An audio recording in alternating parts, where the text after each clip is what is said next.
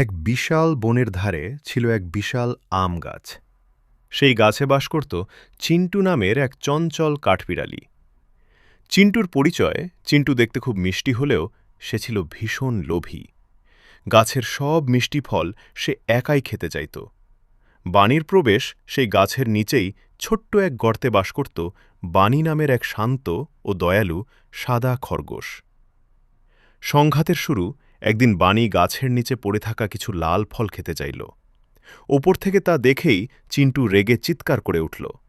চিন্টুর ধমক, খবরদার বাণী, ওগুলো আমার ফল, ওতে শুধু আমার অধিকার। চিন্টুর ধমক শুনে বাণী ভয় পেয়ে গেল। বাণীর ভদ্রতা বাণী শান্তভাবে উত্তর দিল, ঠিক আছে চিন্টু ভাই, আমি অন্য কোথাও খাবার খুঁজে নেব। বৃষ্টি ও বিপদ। পরদিন বনে শুরু হলো ভীষণ বৃষ্টি।